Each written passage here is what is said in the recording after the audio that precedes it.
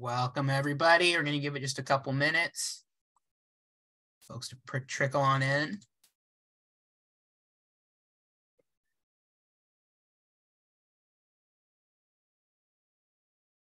So we're expecting a pretty large group, and we want to give people the chance to come in before we start. And if you're looking at the really bad art, that was all AI generated, so don't blame me. I think this will be the only webinar said probably this year where AI isn't mentioned 10 times. We'll just say it that once. How do you know? Gave you your fun. This was your AI opportunity, Wes. That is true. I have not spoken to our panelists. They might be responding to everything with AI. So if you're just tuning in, we will be starting in about 3 minutes. Take this opportunity to get a cold drink.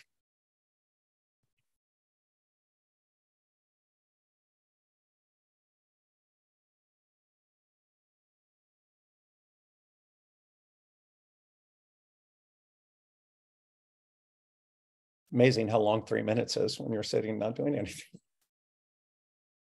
We promise you the webinar will be more interesting. Okay.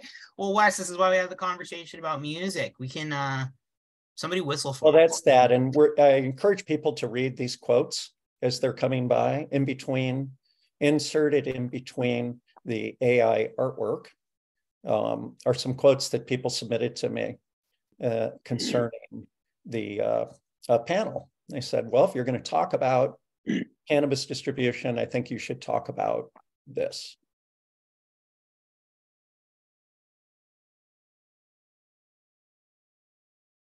That ran in Green Market Report, discussing whether the only way out for California is with a bailout.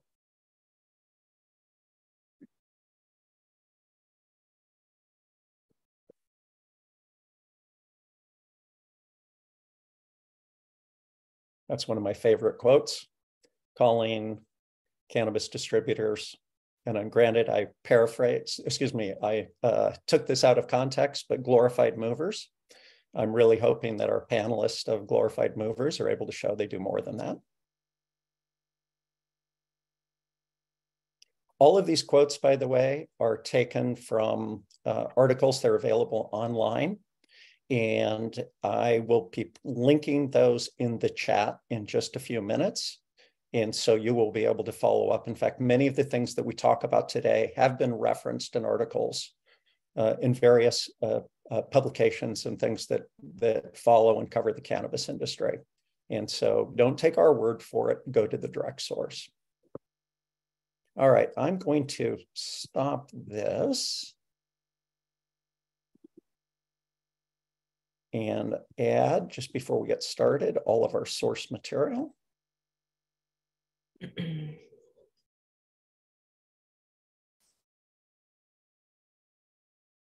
And that should be there. Great. All right, should we get started? Let's. Okay, so I am Wesley Hein. I am the moderator for today's webinar. I am also with Mammoth Distribution Heavy Hitters, and we operate in California and New York. We also operate Space Station Cannabis Beverage Manufacturing. And I am proud to be the president of the CDA, the Cannabis Distributors Association. And I'm also a member of CCIA, and those are the two organizations sponsoring this webinar today. And it's about cannabis distribution, which, as probably many of you know, has been in the news a lot lately, and not necessarily for things that we would want to be covered in the news. And we've had the ongoing saga of burner distros. We will talk about that. We have the recent receivership of one of the largest cannabis distributors in California, and therefore the country, Herbal Distribution. We will be talking about that. We have the credit bubble affecting the entire supply chain, and we even have a very noted and respected cannabis attorney, Griffin Thorne, calling for the end of distribution licenses. And I quote, "California's cannabis laws are a textbook example of what a state shouldn't do." And one of the best examples of this is California's distribution licenses. These licenses were unnecessary from the get-go, and the recent developments have only made that reality more apparent. It's time for the state to end distribution licensing and simplify its arcane cannabis laws once and for all.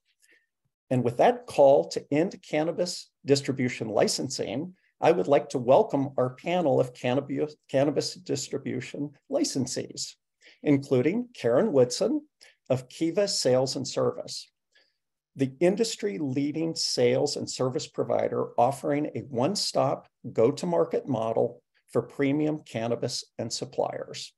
We also have Franco of Nabis Distribution, the premier cannabis wholesaling platform and leading licensed distributor that leverages technology to connect the hundreds of brands with thousands of retailers across California. And Cich of Sunderstorm, the family of brands that includes Kanha gummies, one of the nation's leading edibles brands, which operates in multiple states, including Nevada and Massachusetts.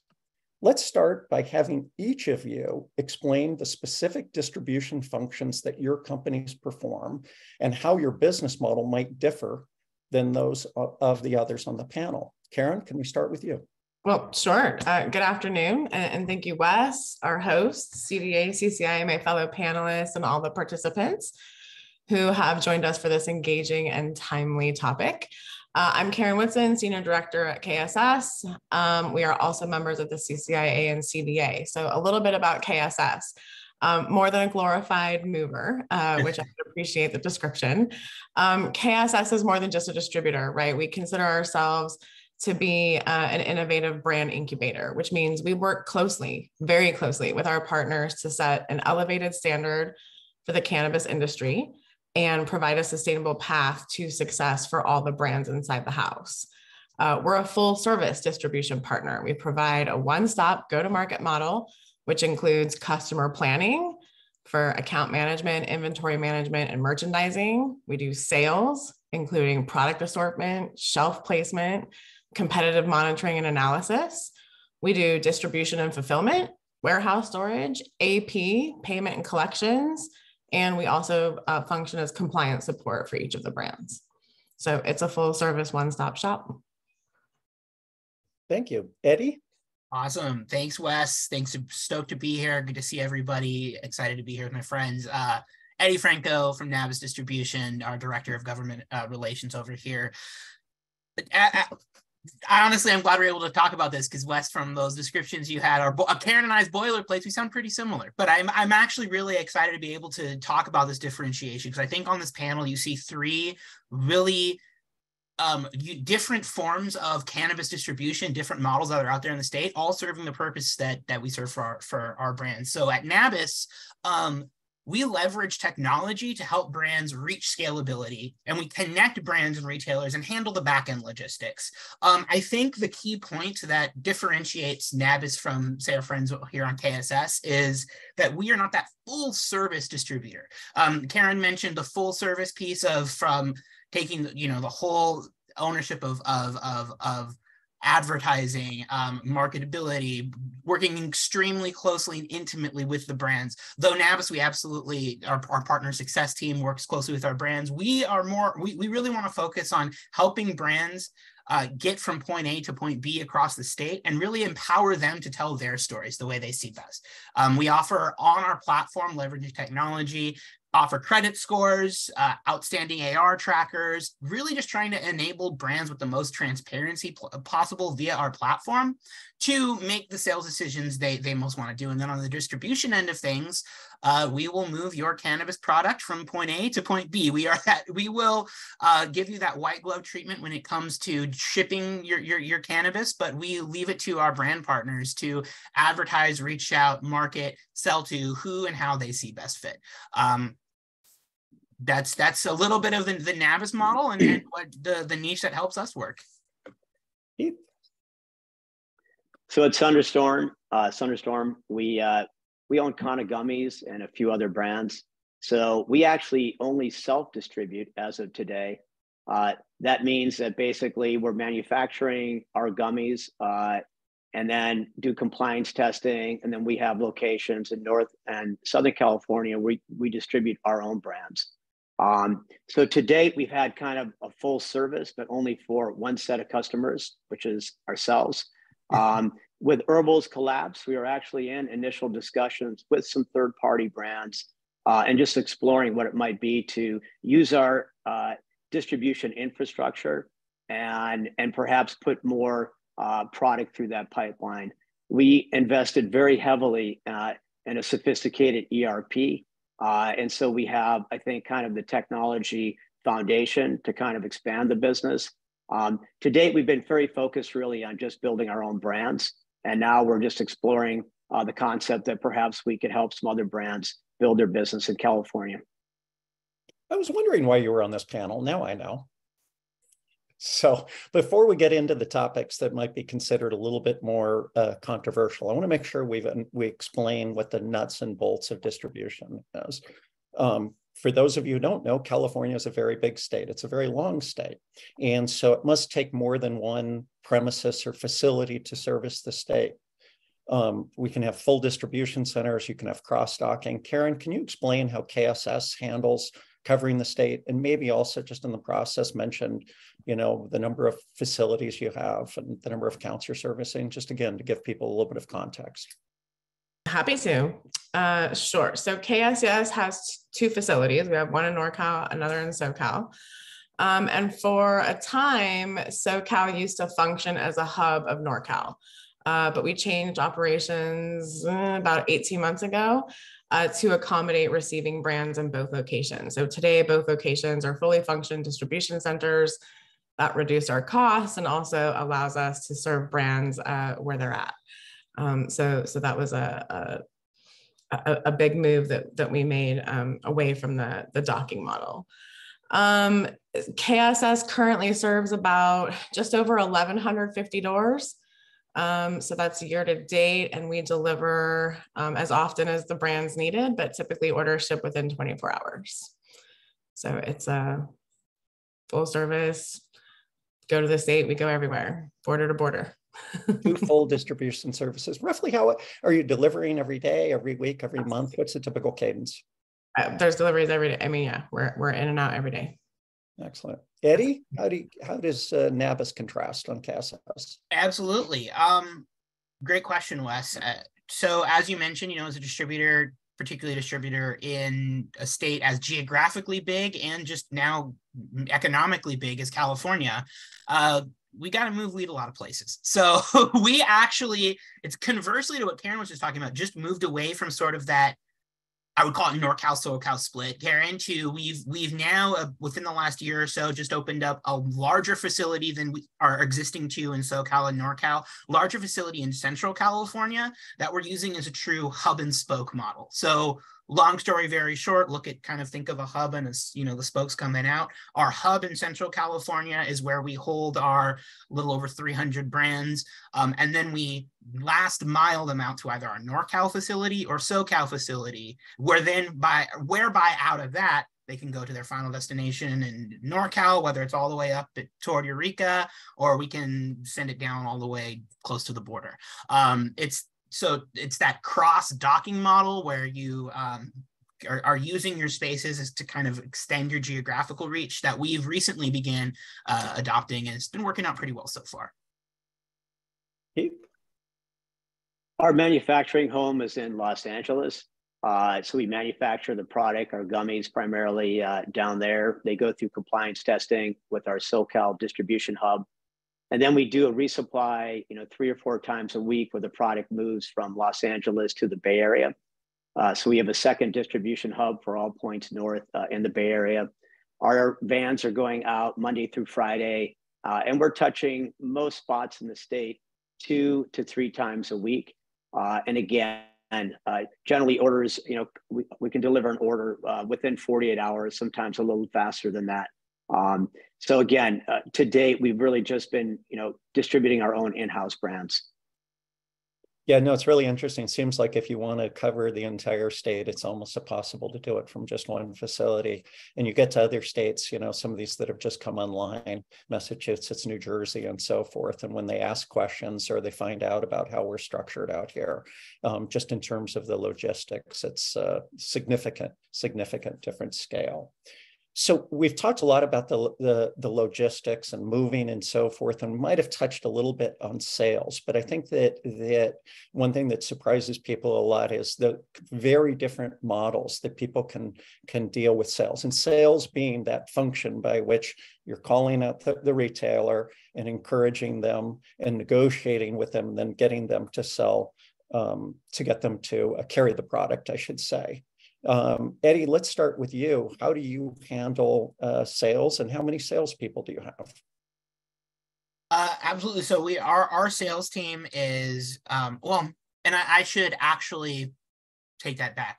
Our sales team is a bit nuanced. Our sales is what we call our partner success team. They're really the team that helps to connect our brand partners with our retailers, et cetera. But a key piece at Nabis is that we don't actually literally sell the product. Our brands sell the product on the Nabis platform, and we connect them to the retailers that they sold to. So that is one of the key distinction between the model that Nabis serves and the models that Caren was just talking about, or that Kiva is entering into. That doesn't mean that we don't handle the payment still, and happy to get into that as we're talking about some of the debt pieces. We have, as a C11 distributor in California, there are regulatory functions we still serve, particularly prior when we were the ones collecting taxes. However, our sales themselves are actually done via the brand directly to the retailer, and we connect that brand to that retailer and charge a flat fee for the services we provide. Our partner success team is a little over, I believe we're at now like a little over 3 dozen strong. They're honestly heart and soul of Nabis, because they're the ones on the front lines talking to retailers to make sure that their stuff's getting delivered on time, talking through brand issues, having to deliver, you know, some of the compliance news that I have to deliver in a lot nicer of a way. But Nabis, our quote unquote sales are more just connecting the brands directly to the retailers and letting them make that sale happen. I'm sorry, customer success team sounds like something you get a participation award for. Hey, it's an important it is. If Dylan is a participation award, our partner success head, then he is. Everybody needs one. All right. Keith, do you have a partner success team, or do you have salespeople? We have direct salespeople. So, you know, we just felt when we started in 2015, 2016, that we needed to control our destiny, and controlling our destiny at that point in time was really having a direct sales team. Today, we have 12 or 13 reps really spread evenly around the state. You know, they handle business geographically. Our business is fairly well split between SoCal and NorCal, maybe just slightly bigger in SoCal. So our sales reps have really been the heart and soul of getting the Kanha product on the shelves. And then I don't want to forget below or kind of working closely with salespeople, our brand ambassadors, you know, field reps, whatever we want to call them. And you know, their job is to go around and make sure the product kind of gets sold off the shelves. That includes, you know, in-store demos, education of bud tenders, just going in, making sure the product is positioned on the shelf properly, just like you'd see, you know, any CPG company walking into into like CVS and making sure that the product is displayed properly. So it really takes a large team to make sure that you know, the customers are satisfied, the product gets there on time, but more importantly, that the product moves off the shelves. And before we go to Caren on that question, I do want to encourage people to post questions, and you can aim them directly at the panelist. For example, Keith, what was it exactly that you didn't like about Caren or Eddie, that you didn't want them distributing your product? That's totally fine. Caren, I believe you have salespeople. And so do you want to talk about, again, that process? We wouldn't be KSS without the sales portion of our name. Absolutely. So we do 100% full service sales. We have a sales team. I couldn't tell you offhand what the number is, but it's a lot. And we divide that sales team, those sales agents by any number of things, including territory, brands, and so forth. So full service sales, that doesn't mean that our brands, and I have a feeling that if Keith were to answer your question, it would be because he wants to have a very intimate relationship with the brand, and he feels that his salespeople know his brand the best. We couldn't agree more. You're not required to use the KSS sales team. Certainly a lot of the brands in our house have their own sales team, and we, our sales teams will work with, much like in partner success, although we don't call it that. But in order to, ensure that there is continuity between the sales teams and that goals are met, whatever the goals are, that the goals are met, they're reasonable, they're informed and based on real-time information. Based on the relationships we have with all those doors. And so that's, absolutely, we run a full service sales team, but it doesn't mean you can't run your own. And Keith, we've talked about the upside, as Caren talked about, having a direct relationship with those consumers. And I think you used the phrase something like controlling your own destiny. Is there any downside to doing it yourself? Or is it just all great? It's expensive, right? So, I mean, if you're a small brand and you don't have, you have to achieve a certain revenue scale to afford 12 salespeople spread throughout the state. And then on top of that, another, 15 plus, brand ambassadors. So I think, if you're more in the startup mode, it may make more sense to outsource sales. Although I do think you want to keep a pulse on it. So I think, as Caren mentioned, some of, even the big brands that are with her use KSS Salesforce to kind of get the orders and the consistent day-to-day, but they'll also have their own sales team, which will go out there. They've got a new product coming. They want to go out there and educate. So, you kind of want to be in the trenches, but being in the trenches in a state as big as this, it's very expensive. Yeah, and then I think there's one thing that might be the most important thing you miss by not having a third-party distributor, which is there's nobody for you to blame. And we know both inside and outside the cannabis industry, that's one of the things that people do if something's not selling. So you must have bouts of self-loathing, but we'll leave that for another. I love that the most. I know that if there's a problem, I can fix it. All right. The compliance, Caren, you did mention compliance, that is, in your regulatory responsibilities. The reason I'm bringing this up is we know that there are things that get on the market that shouldn't be on the market. We wish the DCC would do something about it, but they don't. But the group of people that before it gets to the market that's responsible for checking these things are the distributors. Now, in some cases, people are self-distributing and so forth, but both you and Eddie have a tremendous number of volume of products that come through. How do you do things like packaging compliance and make sure things aren't appealing to children or whatever? We run it through a system. So there is a system of checks here, not just, to do all the regulatory requirements that we have, but in order to elevate brands and elevate the standard of cannabis generally in California, it's really important that we, as a team, are putting out products that we can stand behind. Not only that we can stand behind, but we know that we'll sell in retail shops. And so we have to have a sort of universal acceptance since we want to be in universal doors. And part of that means that we have a critical eye with respect to the packaging that is coming through the house. So when brands introduce a product to market, or we're going through a packaging overhaul, a lot of brands play with their packaging a lot, as you can imagine. We have a filter for that. So of course, their own teams serve as a filter, but it's always good to have a second check, second eyes. And that's what myself and my team provide in terms of functionality, in terms of support. So, who has the final word is always a negotiation, but ultimately, because we're working, in partnership and trying to ensure that the brands can, and the packaging can make it to market and sell in the most available doors, it's usually just a conversation. And I think we often get there. You will not find something that shouldn't be in a market in the KSS house and coming out of our distribution facility. We take pride in that. And so I think that it's a service, certainly, then something that we lean on and offer support in terms of the brand success. All right. So who would like to talk about getting paid? And we know that in most industries, and certainly in the cannabis industry, it's common for vendors to grant their customers payment terms, something like net 30. What are your payment policies, and why do I constantly read about the credit bubble? Who wants to take this one first? There's all kinds of ways we can go about this. At Nabis, and I actually first want to circle back to the previous question, Wes, because I think it's a bit related to going into this, which is that yes, Nabis, and I emphasize, we take the approach of just connecting folks, letting brands own their story, letting them have the flexibility that they, want to be able to move their business as they see fit. With that said, we are still legally the C11 distributor. We're the final destination before it goes to the retailer. There are things that we absolutely still have to keep boundaries on and keep in mind. So similar to Caren, we have pretty intensive checks and that we run through with our brands when they're onboarding. Actually, we review their packaging, make sure that it's up to the standards that we have.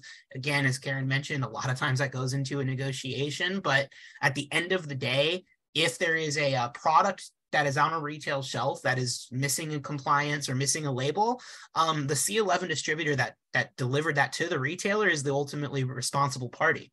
Therefore, we run these checks and make sure that pieces that brands are meeting the standard, at least the minimum standards necessary for the DCC, and we have some other standards we've taken above and beyond when it comes to child packaging. Why did I underscore that? It's because it's a place that we as compliance officers, Caren, myself, Keith, and your compliance team have had to step in where there's actually been a lack of clarity from regulators.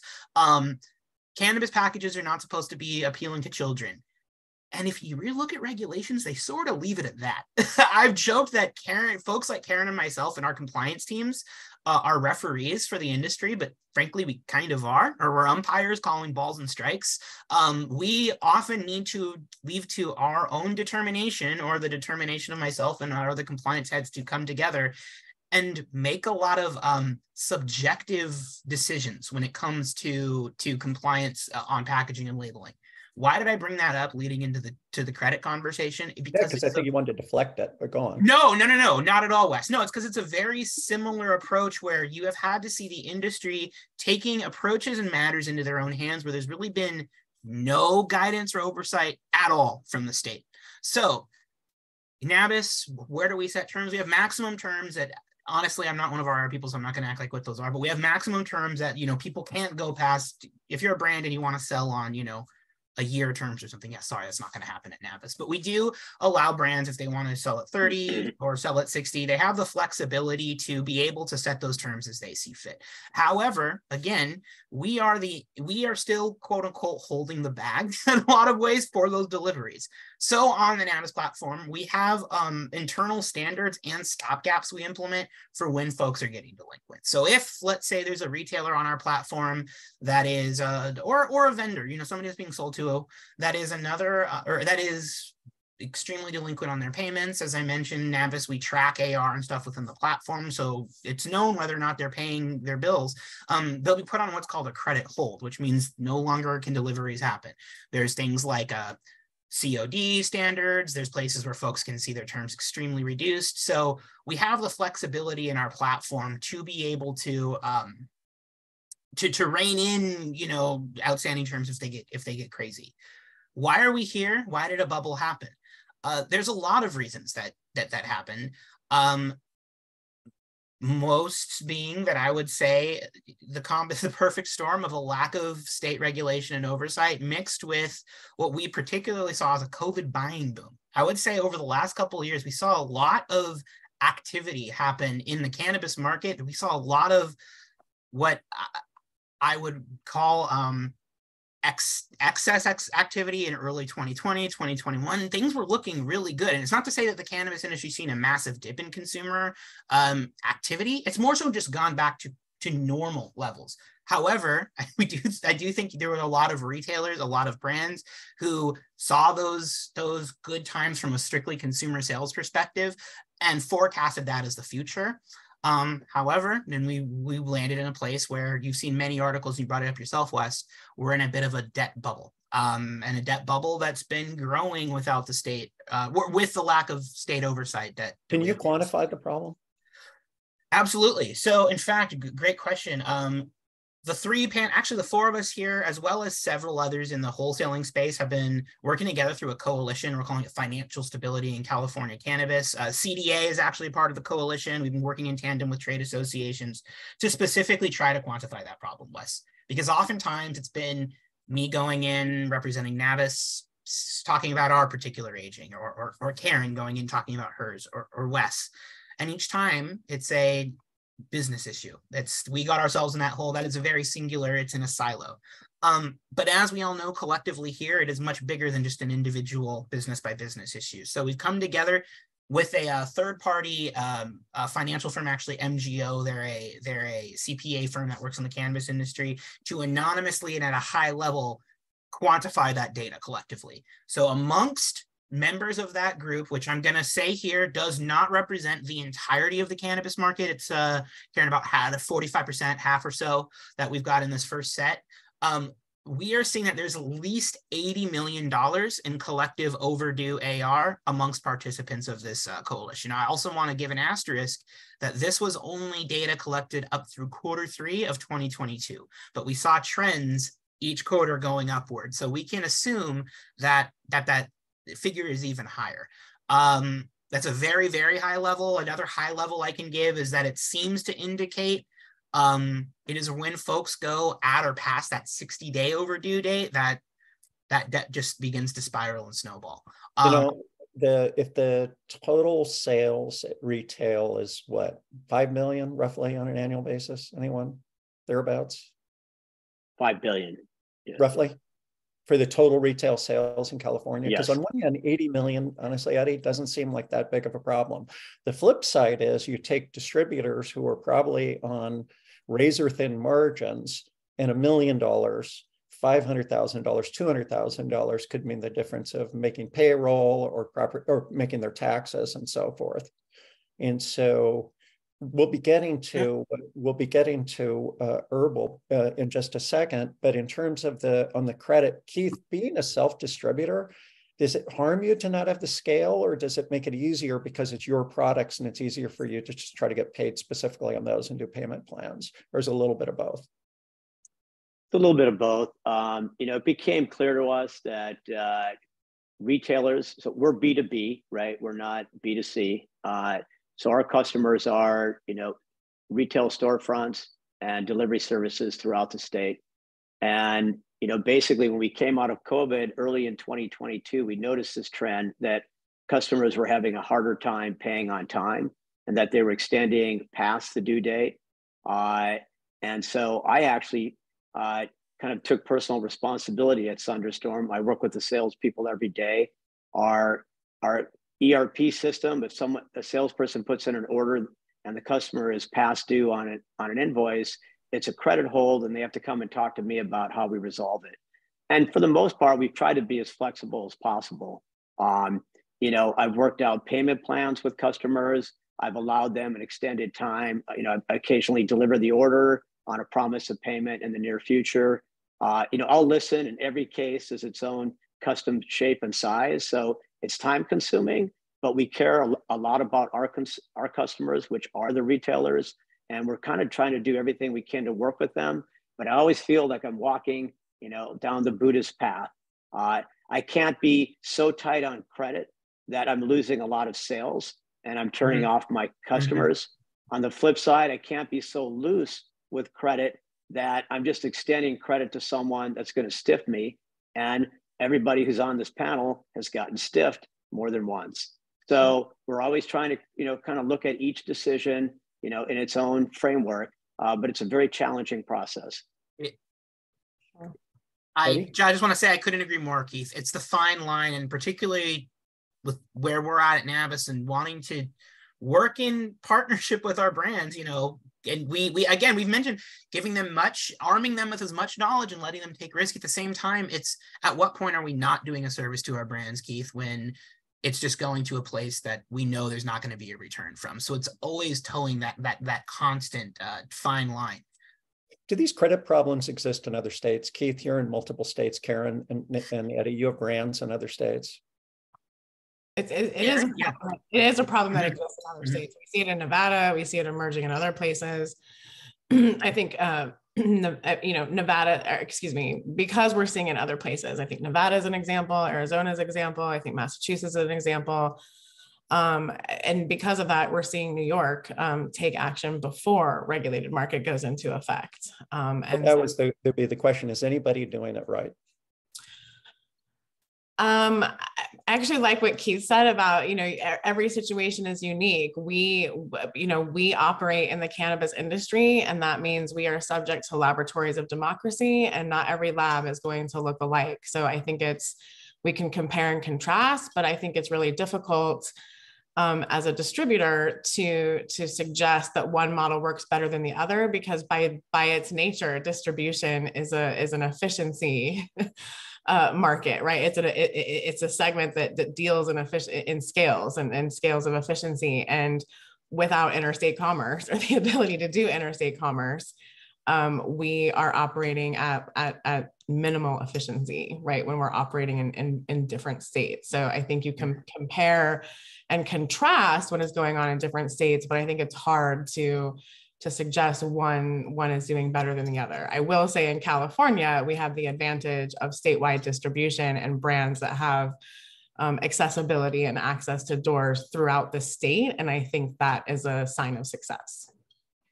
Yeah, and the reason I ask is, if we say every cannabis market is having the same problems, it takes a little bit off the specific, and regulations are different in every market. It takes a little bit off it's the regulations or it's the environment in California that's causing the problems. If it turns out that California is worse off, or there's unique aspects of it, or there's things, then that would call then for it not being a cannabis thing, not being a pandemic thing, and more being along the lines of the way things have gotten structured. Well, I would, and to kind of answer that, Wes, exactly to Caren's point, I don't think there's a model of distribution or even a distribution framework under regulation that you can look to in other states and say, yes, that's absolutely better than California, or absolutely worse.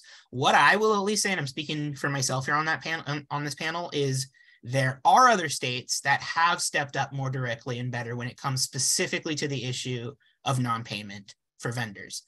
This isn't a problem this is not a problem unique to California. As Caren mentioned, this has popped up in most other regulated markets that we've seen cannabis happen in, actually, is the issue of when there is a lack of oversight, people take advantage of that and just don't pay in the cannabis industry. We have seen other states, and it may have been in one of the articles you linked, step up, whether it's regulatorily, others introducing legislation, et cetera, to directly address the issue of non-payment amongst vendors and suppliers. We're hopeful, and we've been working on legislature on it, but we're hopeful California will step up more directly in that regard as well. We have a good question in the Q&A, and we will be getting to all of them, so please put them in.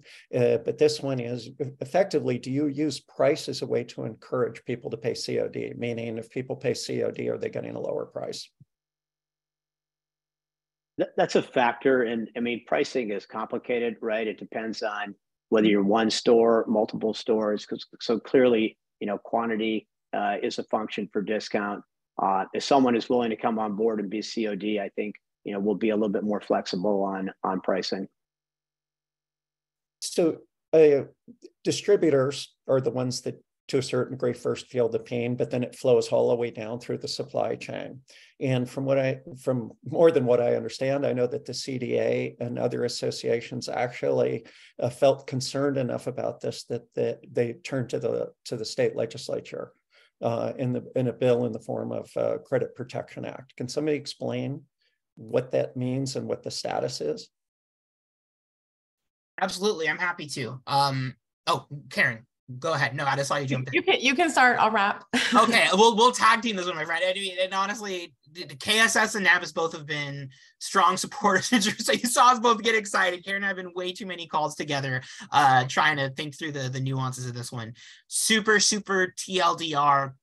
30-second summary. AB 766, Cannabis Credit Protection Act, is really mirroring and combining what we've seen happen not only in other regulated cannabis states to address non-payment, but also what we've seen happen in other regulated industries that are not cannabis in California. So specifically contractor law, some alcohol law, etc., looking to set very high level maximum terms by which licensees can sell to one another. So folks still have the flexibility to use terms as they see fit, but there would just be a max level. And then very gradually putting in some enforcement and follow-up if folks are just skirting that maximum term. Caren, please let me know. No, I mean, I think that's the right. I mean, right. We have a credit problem. We've been warning about this problem since early 2020. I think CDA's first position was late 2020 or early 2021 on this issue. So, right. And then I think inflation makes it worse, right? So like we start to see a market saleability point, a cash flow problem, right? And like it or not, I understand those are 2 4-letter words we don't like to use a lot in business, but cash flow is the heart and soul of every operation and every supply chain. And when cash ceases to flow, it has detrimental impacts to the industry. Can the market itself solve this? I mean, we could put everyone on COD and PIF plus, but I think to Keith's point, we have every situation is unique. And I think dancing around it and talk, being willing to throw controversy in the fire here. Part of the problem with a market solve is that we have limited retailers.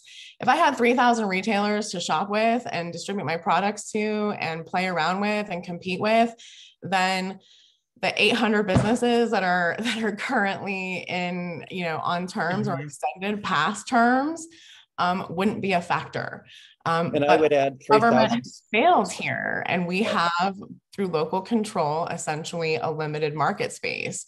And that requires, as Keith mentioned, that we, in order to serve these customers and serve our brands, we need to negotiate. And so the power is not necessarily in equilibrium here. So that's not to throw shade on retailers. That's just the factor of the market. We didn't have a credit bubble or a credit problem prior to the adoption and implementation of Prop 64, for those of us that were around for back then, right? You paid your bills or you didn't get the product. Certainly not the next time around. And I think we can, certainly want to put credit in the market. I think that is why a lot of distributors have extended themselves, because we understand it is a service to the market. There is a limited access to working capital. Happy to be banks in that situation, but at some point the banks are going to come calling. And that is a situation we have arrived at, and we are looking for assistance from the government to provide that support. Again, we're not suggesting that everyone is wrong. I think by ensuring that through AB 766 that there is a baseline credit in the market that offers a carrot for people to participate and enjoy credit. But when you fail to pay, there is a stick to ensure that you're doing that. And I think that's reasonable to ask at this point. Since what's the status of it?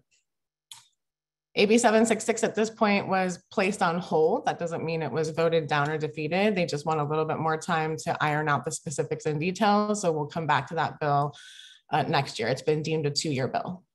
So what's the plan B for the panel? Because I'd add, Wes, you've got to it. And for context, Wes is the CDA president, so he's asking questions he knows the answer to.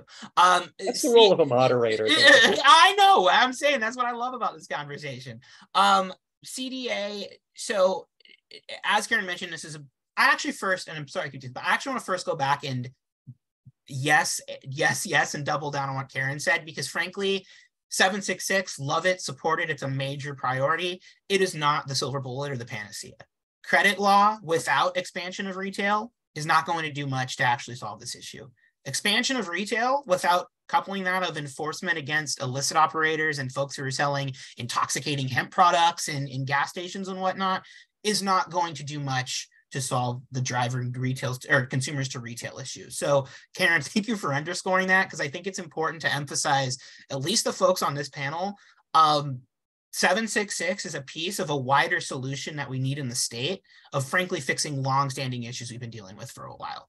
Circling back, Wes, what's the plan B? I had mentioned earlier, in fact, there's only one other state that I can think of that has addressed this issue strictly through statute, which is New York, and I'm definitely down to be corrected wrong by attendees here.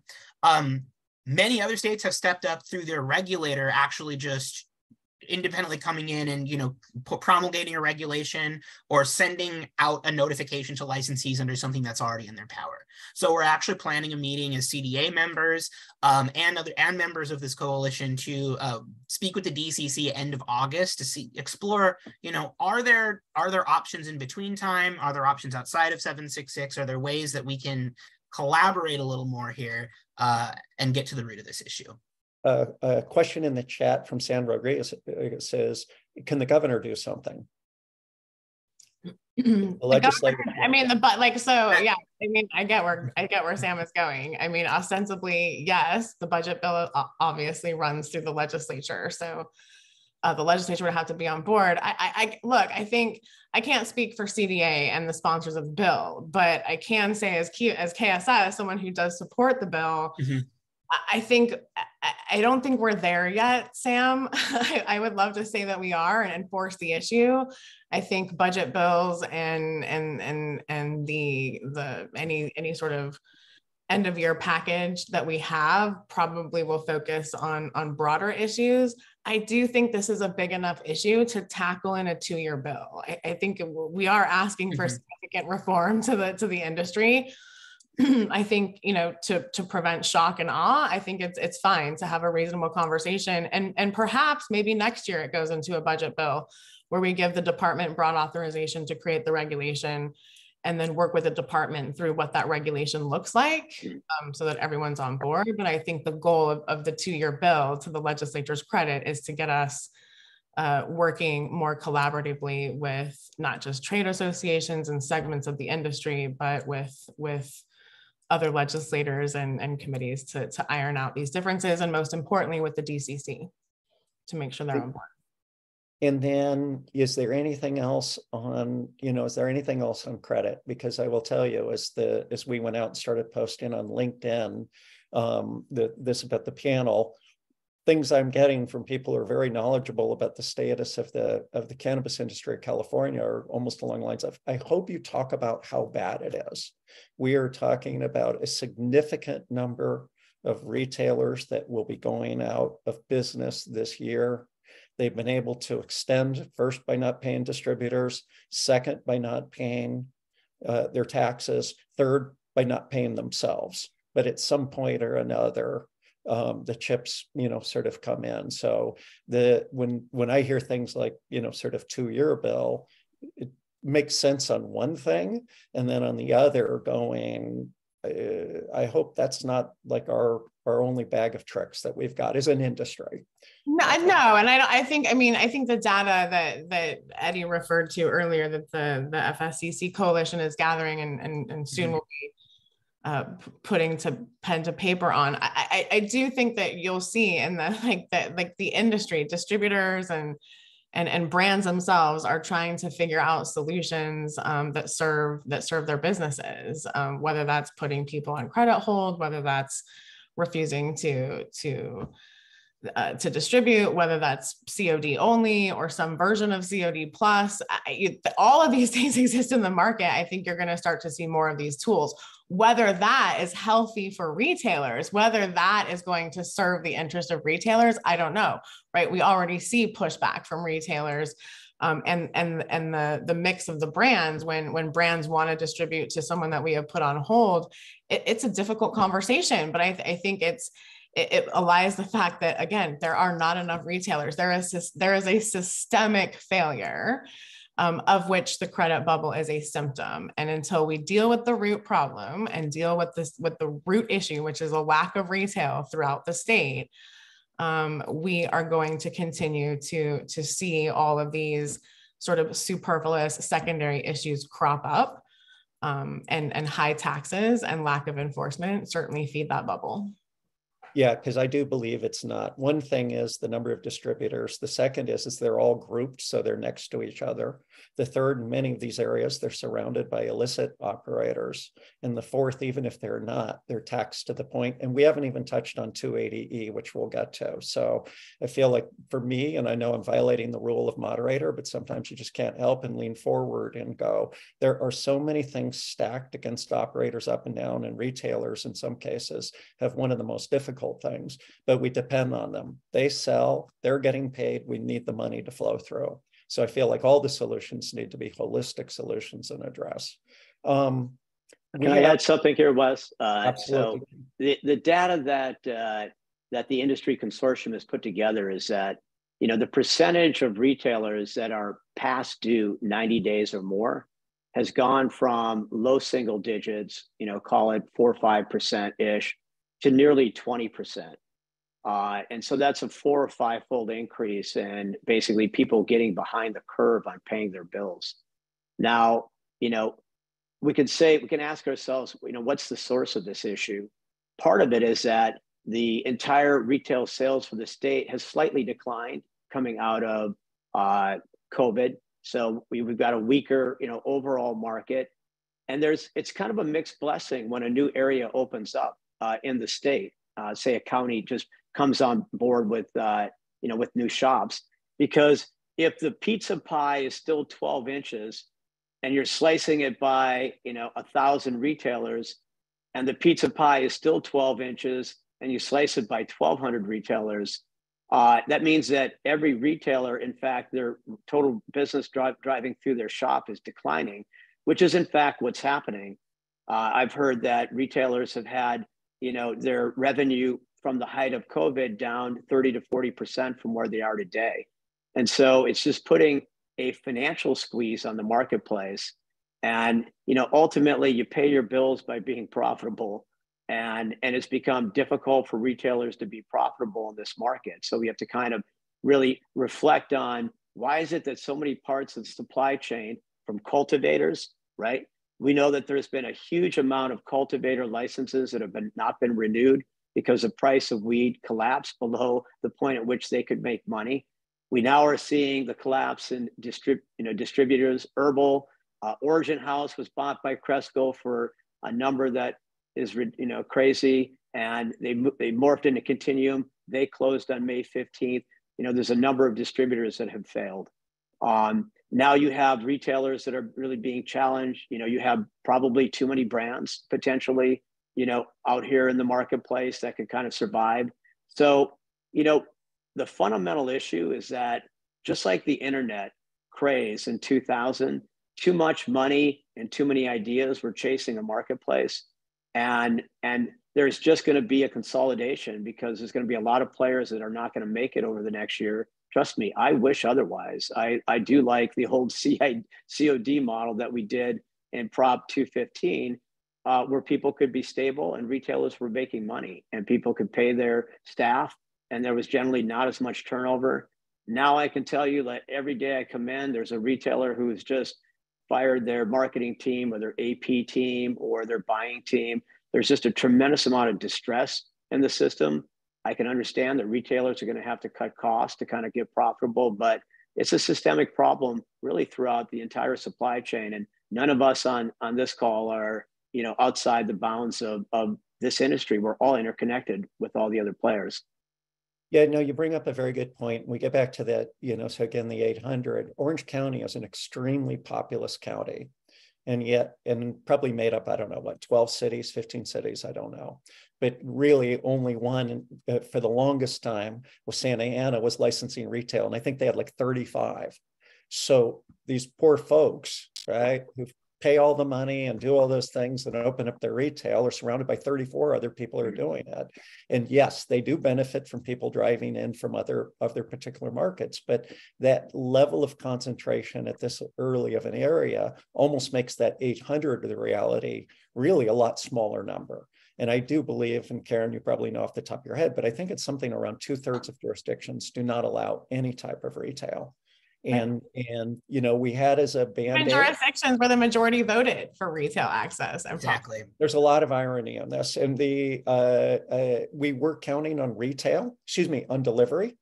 to fill that gap, because the argument can be made to these jurisdictions, hey, if you don't want to license, that's fine, but people should be able to get their medicine. They should be able to get it's legal in California. That's becoming harder and harder and harder. And I do think, and then, by the way, we have the executive director of the CBA who sent some questions, and I'm sure a few others that he's thinking and didn't send. But, one of the things, and I think this is going to be the theme for the rest of our team, our time is, Band-Aid solutions aren't going to do it. And that the industry needs to be focusing to systemic reform. And Jonathan, I'm going to circle back to that in just a second, because I don't think we're going to get any, sort of arguments from that. We do have a question that came from Nushin Rashidian of Cannabis Wire, and it got back to the point that the panel was making, that the credit was just one thing. And then when we talk about the governor and we talk about the state, I forgot the terminology was used, but there's a little bit more of a basket of things that need to be done to address these, sort of systemic industry-wide issues. And so Nushin asks, what are the legislative and regulatory priorities for this panel over the next 6 months and 12 months? You want me to take, I saw you go on mute. That's my cue. I'll speak for KSS and to some extent for CCIA and perhaps CDA's positions here. I think absent the ability to do AB 766, which we are still working towards and in constant dialogue with legislators and chiefly the DCC, I think up on the plate and necessary to defeat is legislation AB 1207, which is critical for all cannabis businesses. This would actually define what is attractive to children and include specifically a prohibition on the use of humans, and then fictional animals, and then any fruits or vegetables unless the product itself, unless the fruit or vegetable pictured is indicative of the flavor of the product. Those are pretty extreme. That includes not only prohibitions for those items on packaging, but advertising as well. So all your social media feeds and your blogs that include images of humans, persona non grata. So defeating that legislation, I think, is first and foremost something that is necessary in order for cannabis brands in the space to continue to exert their space in the adult use wellness and happy places centers, right? I think it's important that we be able to show how to use these products responsibly, and we can't do that without showing humans. I mentioned AB 766, and then most of all, and I think hopefully, Jonathan, this gets to your question. I think most of all, Kiva KSS would definitely and really like to see the industry organized cohesively in an effort to modernize Malcursa. That would include the use of time and resources. That's the missing piece here, political resources, to address the root problems instead of nibbling around the edges at the symptoms. I am one. I can't imagine I'm alone. I am exhausted by legislation. I am exhausted by segments fighting one another. And I think if we want to see less taxes, more retail, CEQA reform, reduced barriers to entry, and comprehensive enforcement, I think we need to figure out how we do that by working together and not against each other. I get that capitalism breeds competition, but democracy demands collaboration, and we are really bad at the collaboration part. So I think systemic change is needed. I think we have our work to do to get us there. Well, we've had so many questions about burners, and that's a little bit like going to a Leonard Skinner concert and be waiting for Free Bird, and they keep waiting and waiting. So we're going to get to that next, but I just do want to say this. I think one of the biggest travesties that we've had is a triple tax. It was a tax on a tax on a tax. We came together, it was a quirk, it was a mistake that was done, and we won't take up valuable time getting into it, but it was clearly a mistake. It's clearly an injustice. And we were able to get a bill. When I say we, There were people who put tremendous amount of time, particularly the retailers who are the ones who feel it, SB 512, and we were not able to get that across the finish line. And if we can't even get a bill like that, that's a mistake in correcting that, then, you know, some of this, and I know this isn't a question, I guess it's a statement, but, you know, you talked about being exhausted. And, you know, at some point or another, you just go, is anybody listening? I can see if there's something that we want and they're like, oh, we have these priorities, we have this, and I get that. But this was a mistake. This is an industry that's having incredible pain and a triple tax, and we were not even able to get it heard in the right areas. So I guess, are there any comments before we get to burn? Jonathan makes a good point, right? The tax bill was killed purely on the basis of politics, not the basis of the bill, not whether the bill was a good bill or not, right? So it's a great bill. So a little bit we were victimized by a political player, and that is not unusual. Wes, I 100% hear, and trust me, as the person who manages government affairs for KSS and Kiva, I hear that complaint a lot.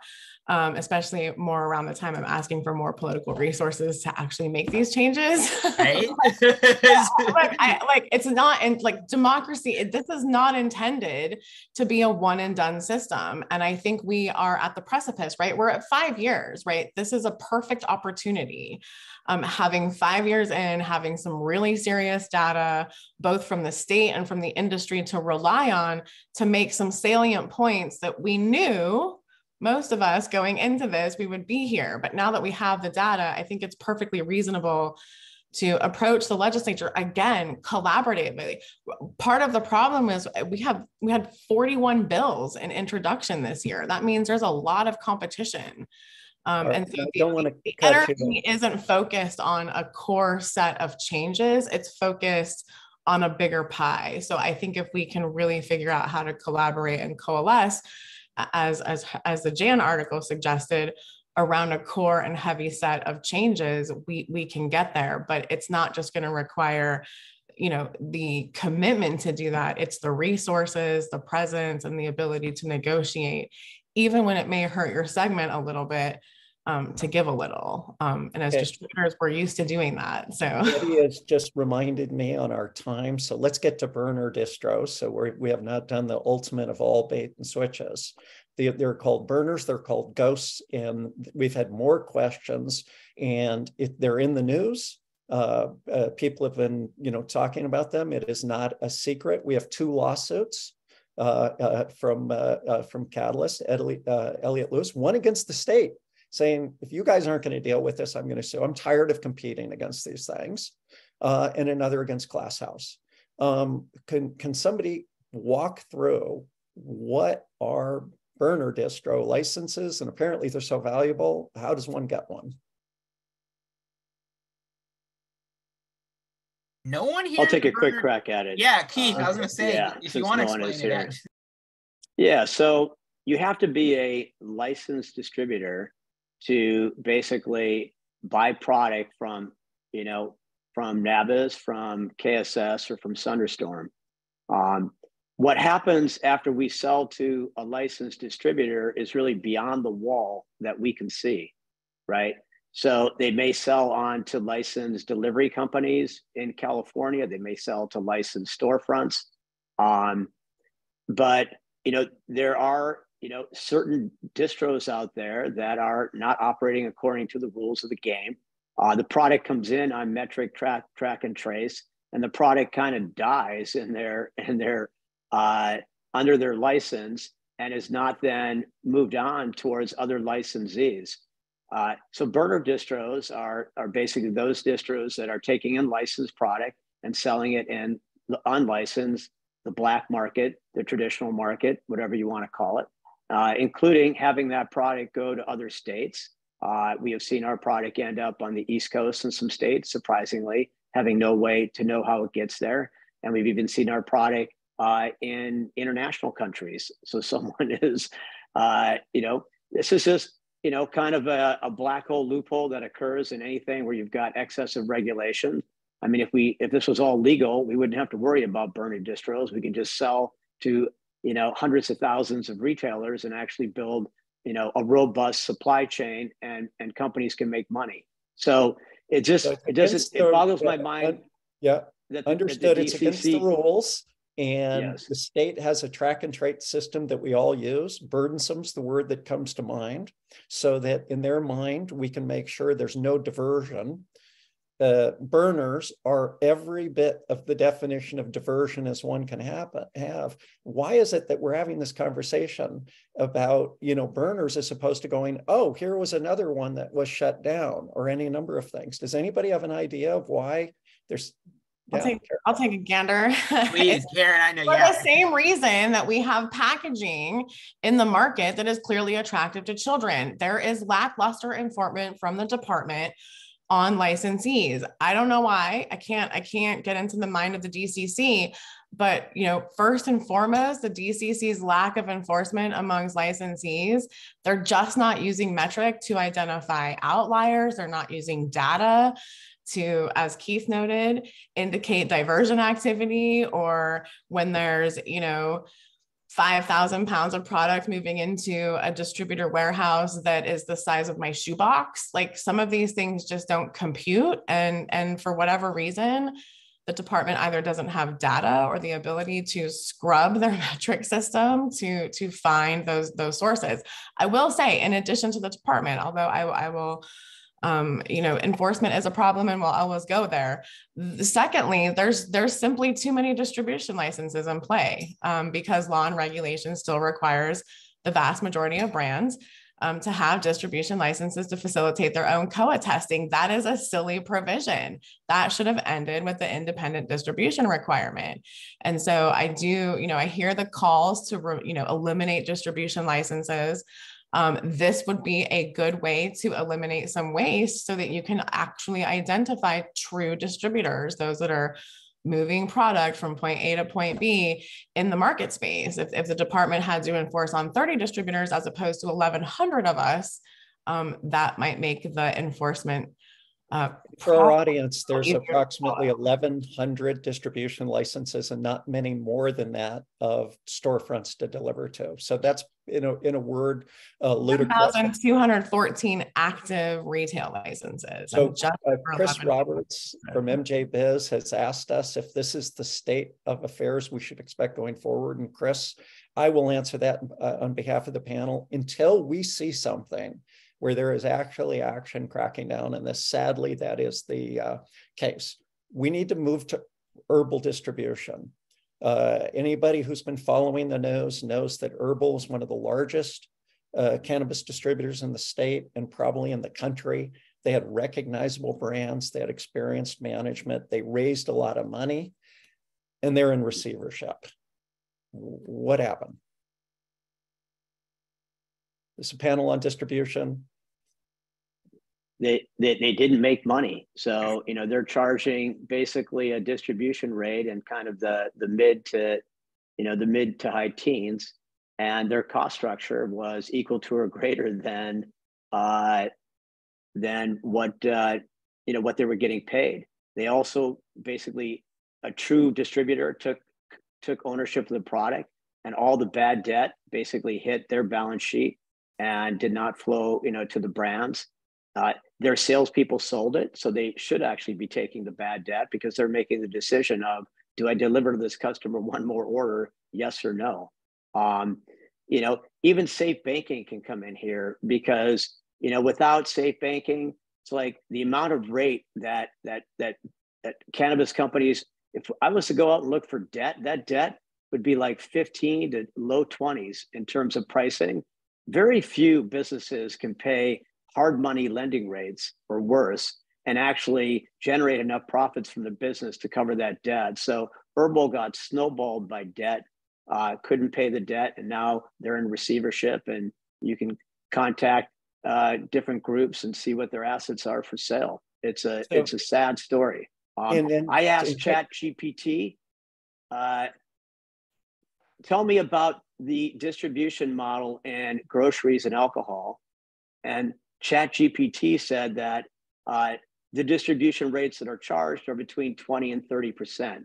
If you think of someone like UNFI that sells food to Whole Foods, et cetera, they're charging in the mid-20s usually for distribution. So I think what's happening is we have so many distributors, a lot of competition on distribution.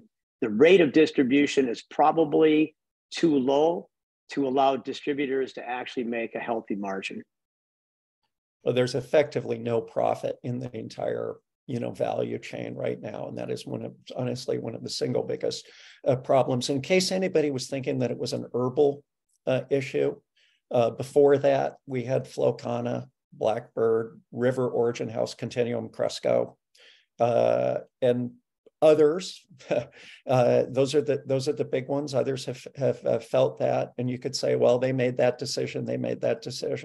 But effectively, we end up in a situation where we talk about more than who's surviving than anything else. And I think that is not a good state of affairs. And of course, it's not just distribution. This happens to be a distribution webinar, but we've seen a lot of carnage at retail. We believe there's going to be a lot more this year, and up and down. So we've talked about, and there's actually something that I want to reference now. We've talked about the burners. And even though I don't think we bottomed out, we've just sort of said there's people, they're diverting, they're taking things in track and trace and making them disappear. If somebody wants to deal with that, that should be the world's easiest thing to address. We've talked about taxes, including triple taxes and the regulatory burden. And I think we all know this is probably very much a leading question. Are these all symptoms of the same disease? We've talked about getting to the root causes and so forth. And I'd like to paraphrase a op-ed, a couple of things in an op-ed from Hirsch Jan that he wrote right after the herbal's demise. Jane stated that California's cannabis policies appear to focus more on signaling virtues to the world than on actually accomplishing those stated goals. Legalization has been an opportunity for policymakers to present themselves as supporters of certain causes or groups, often important and worthy, he notes, but that the actual results are treated as irrelevant. He gives many examples. I'll cite two. California has declared cannabis as essential, but most Californians cannot easily access a legal dispensary, as Caren was talking about. Two, California has adopted the maxim that cannabis is medicine, but its tax policies treat cannabis as a vice. It's worth noting that in Los Angeles, cannabis retailers pay a local tax that is 79 times what a similarly sized liquor store pays. So to me, if there is any root cause, it is the fact that the odds are very much stacked against operators. Not that operators won't be able to make that, just much fewer than is the market could handle for the demand. Where does the rest of that demand go? Unregulated channels. Probably, we talked about how the pandemic bubble, I don't think there's any less cannabis that's being consumed. I think the cannabis that's being consumed has moved to the unregulated channels for all the reasons that we've listed. I know that's a statement, not a point. A couple of things. One, I've linked for if you're listening to this live in the chat, you can link to it. If you're watching this on play, then go ahead and just Google Hirsch Jan cannabis op-ed. All right.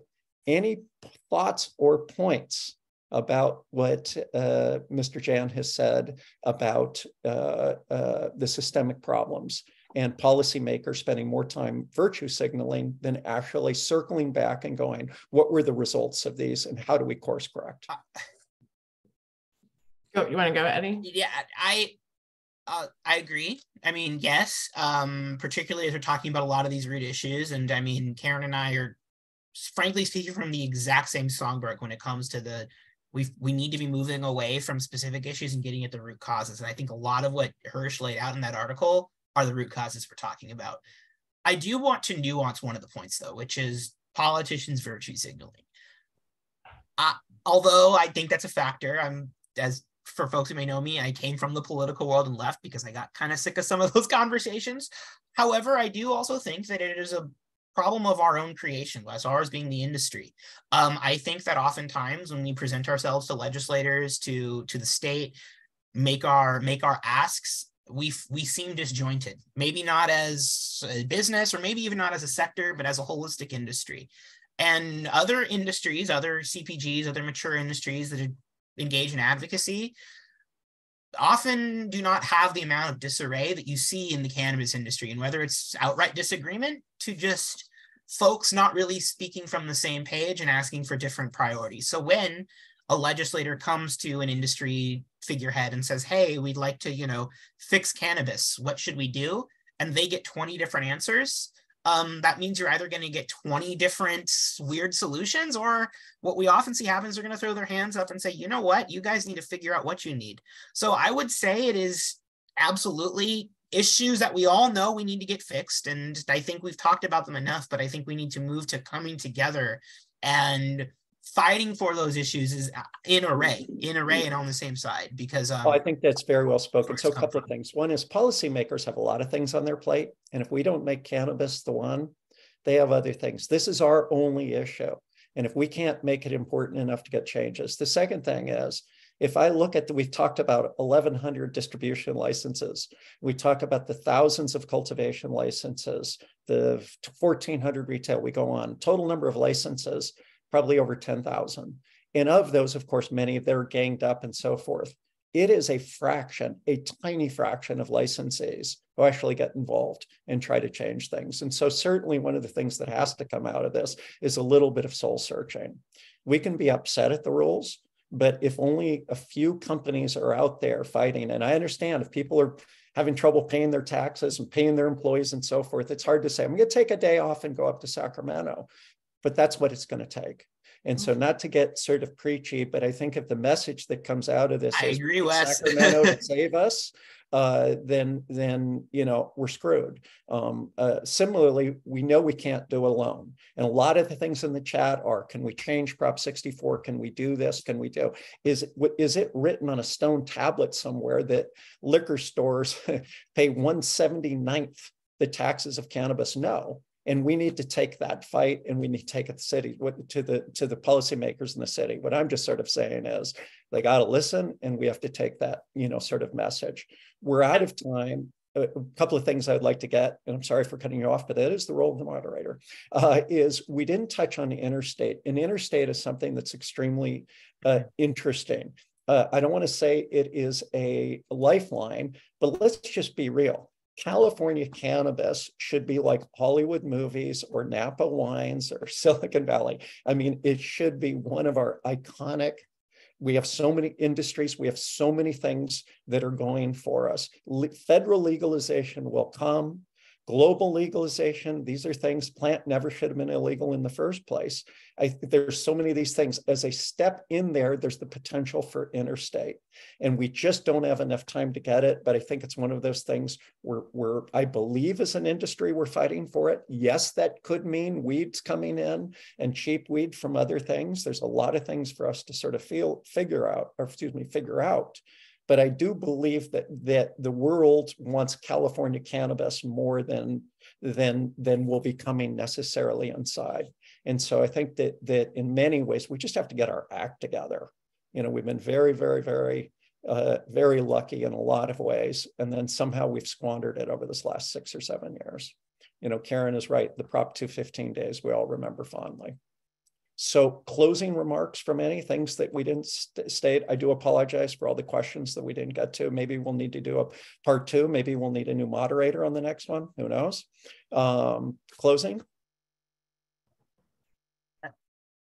I think my closing thought would be this. And I'm going to sound a bit like a broken record because it's underscoring things that I've said before, but for a while, we have been as an industry, and look, it's been mentioned, we're a $6 billion industry, we're big. We've got cannabis is successful, but we are, honestly, y'all, I think we need to accept we are still small peas compared to many consumer industries, established industries that have been around for a while. And while we squabble and argue and fight over what in the wider scheme are the equivalent of table scraps or very minor things, there are much bigger issues happening around us, whether it is other states that are coming on board and coming on with well-regulated cannabis industries, whether it's other stakeholders, such as those in the public health space, and I use public health in very big quotations, that are looking to, you know, undermine a legal cannabis industry, whether it's, frankly, businesses in other established adult use or consumer packaged industries that are finally starting to circle the water of cannabis. Us as operators, those of us who are on this panel, those who are in attendance, we need to be focused together on stability and moving the California cannabis industry forward if we want to preserve what it is we've gotten to up to this point. I think that a lot of the issues we're talking about, that we've been talking about for years, are because we have not come together and thought in unison for those issues in the way that we need to be. So if this is anything, this is my call for folks. Please get involved, join your regional groups, join your trade associate. If you're a distributor, join the CDA. If you're an industry person, including a distributor, join the CCIA. Join the groups that aren't what we're representing. If you've got a local cannabis group, if you're a retailer, hit up Jonathan, get involved with the UCBA. We need folks to be banding together and supporting the people that are leading the fights on the ground. So that's my mea culpa. I appreciate it. Give you a question for your final comment, because this came in from Alex Halperin at the influentialweedweek.com. And he asks, and I'm going to let you answer, what hard truth does the California cannabis industry have to accept? That's my answer. That honestly is that we are successful and proud of what we've done, but y'all, we have a lot of work to do. And I think we all need to eat a little bit of humble pie and come together if we want to get things done. All right, Caren, what hard truth does the industry have to accept? So in closing, I think one, distributors are a necessary part of the supply chain. The benefit of being in California is that you have models, which gives brands choice. And I think that's important. Not every brand is going to choose at every iteration of their business to be with one or the other. So I think choice and in allowing your brand to leapfrog to different distributors or engage as Keith is, the self-distribution model is great. It's not participating in the system for any player, right? Is not right now a rational economic endeavor. Like we are bludgeoned with challenges, mostly from overburdensome regulation, lackluster enforcement, and high taxes. I think a hard truth, and we're going to go out on a fiery one here. I mean, like it or not, I think that there's just a lot of brands and not enough retailers. I think last check, it was 1,214 active retail licenses in the state. And like it or not, there's just a gluttony of brands in the space without a thoughtful story or a long-term strategy or a business model that contemplates the level of absurdity associated with participation in this hyper-regulated market. So as a result, there's a race to the bottom. In nearly every category, overburdensome regulation and high taxes certainly play a role, but so do the players who are engaged in that race. So now that you know better, hopefully you'll be better. Keith, thank you, Caren. The hard truth we learned in Herbal is that profits matter. Do everything in your business to drive to profitability. I have never seen an industry having such scarce access to capital. I'm not sure that I've ever seen an industry that has more negative sentiment on publicly traded cannabis stocks than I witnessed today. I don't know what it's going to take to change that. No one on this panel really has a magic wand for that. And the only way you can control your destiny is to be cash flow positive. And then here's my final, thank you very much. It's not a hard truth, but if I was to summarize the comments that I saw in the chat, and thank you for everybody, I apologize for those that we didn't get. It's the fact that we shouldn't be apologizing for wanting to be a viable industry. The California voters overwhelmingly voted saying they want access to legal weed. And we contribute a significant amount of taxes that go to very good services and very good things like that. And there's $5 to $10 billion that's completely untaxed, just sort of going through the sieve because of these things. And so while it might come off like whining, and honestly, sometimes it is, the fact of the matter is that this is what the voters had asked for something and it's not being delivered. So I know we could continue. I want to thank everybody for our participation. Eddie, if you wouldn't mind just sort of summarizing where people will be able to watch this if they want to watch it again, and where others who weren't able to make it or had to leave early. Absolutely. I also just want to reiterate a thanks for everybody being here, taking times out of your busy afternoons to join us to talk about shipping weed from point A to point B. Stay tuned to specifically the same social channels and email threads that you probably found out about this panel through. Specifically, in the coming days, full video of this will be uploaded to the CCIA YouTube channel and then shared through the CCIA channels, through the CDA. This will be on the LinkedIn, Facebook, our email blast, all that good stuff. And heck, if you don't get it in any of those ways, bug Wes or myself and we'll send it to you directly. Just give us a couple days to get that archive up. All right. Thank you, everybody. And thank you. Thank you. Thanks, everyone.